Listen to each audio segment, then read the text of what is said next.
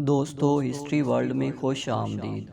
یوں تو دنیا کی تاریخ بہادر جنگجوؤں سے بھری پڑی ہے، لیکن اگر سلطنت عثمانیہ کی تاریخ پر نظر ڈالیں تو ایک شخصیت سب سے جدا نظر آتی ہے جو اپنی جنگی بصیرت، بہادری، وفاداری میں سب سے الگ اور منفرد نظر آتا ہے۔ اس بہادر جنگجو کا نام ترگت الپ ہے، جو جنگوں میں تلوار کے بجائے کلاڑے سے لڑتا تھا۔ اس کا یہ انداز اسے دوسروں سے اور بھی منفرد کر دیتا ہے۔ لیکن اس سے پہلے اگر آپ نے ہمارے چینل کو سبسکرائب نہیں کیا تو ہماری حوصلہ افزائی کے لیے سبسکرائب کر لیں اور بیل کے بٹن کو پریس کر دیں۔ کارلوس عثمان میں ترگت کا کردار افسانوی نہیں بلکہ حقائق پر مبنی ہے۔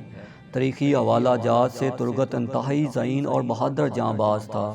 کلاڑے سے لڑنے والا ترگت ایک وقت میں 20 افراد سے اکیلا لڑ سکتا تھا۔ ترگت کا کلاڑا آج بھی ترکی کے تاریخی میوزیم میں پڑا ہے۔ ترگت کی پیدائش 1200 اور وفات لگ بھگ 1324 یا 25 میں ہوئی، جس سے پتہ چلتا ہے کہ ترگت کی عمر 125 سال کے قریب تھی۔ ترگت سلطنت عثمانیہ کے ابتدائی جنگجوؤں میں سے تھا۔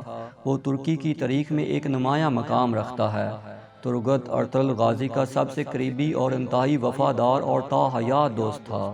اس کے ساتھ ساتھ ترگت ارطغرل غازی کا سب سے بہترین مددگار اور انتہائی ذہین اور قابل آدمی تھا۔ اگرچہ ان کی نجی زندگی کے بارے میں بہت کم معلومات ملتی ہیں، لیکن یہ تاریخی لحاظ سے اور مختلف مصدقہ ذرائع سے یہ بات اچھی طرح سے معلوم ہے کہ وہ ایک تاریخی شخصیت تھی۔ تاریخ ترگت جیسے بہادر جنگجو کو کبھی فراموش نہیں کر سکتی۔ اس کے ساتھ ساتھ اگر عثمانی تاریخ کا مطالعہ کیا جائے تو اس میں ترگت کے جنگجو منصوبوں کا ذکر ملتا ہے۔ بازنطینی ذرائع سے بھی ترگت کی قائدانہ صلاحیتوں کا علم ہوتا ہے۔ ترگت نے غیر معمولی لمبی زندگی پائی۔ اس نے ارطغرل کے ساتھ کئی معرکوں میں حصہ لیا اور زندگی کے ہر موڑ پر ارطغرل کا ساتھ دیا۔ ارطغرل غازی کی موت کے بعد ترگت عثمان غازی کا پراعتماد اور قریبی اور اصل حامی تھا۔ عثمانی تاریخ میں یہ بات مکمل ثبوت کے ساتھ درج ہے کہ عثمان غازی نے 1299 میں اناگول قلعے کو فتح کرنے کے لیے ترگت کو بھیجا تھا۔ ترگت نے اپنی بے مثال بہادری اور جنگی حکمت عملی سے اناگول کو فتح کر لیا۔ اناگول کی فتح کے بعد عثمان غازی نے ترگت کو اناگول کی گورنری اور آس پاس کے علاقوں کی ذمہ داری سونپ دی۔ ترگت نے وہاں 36 سال حکومت کی۔ اس دوران وہاں کے لوگوں نے انتہائی پرسکون اور خوشحالی کی زندگی گزاری۔ عثمان غازی کی فتوحات اور مضبوط حکومت کی بنیاد میں ترگت کا کردار بنیادی اہمیت کا حامل تھا۔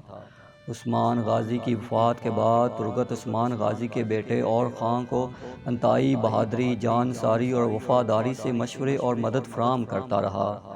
ایک قلعے کی فتح کے دوران جنگ میں ترگت 125 سال کی عمر میں شہید ہو گیا۔ یہ کہنا غلط نہیں ہوگا کہ ارطغرل کی زندگی کے بعد ترگت عثمان غازی اور خان کا انتہائی وفادار رہا۔ اس نے موت کے بعد بھی کلاڑے کو دائیں بازو میں تھام رکھا تھا۔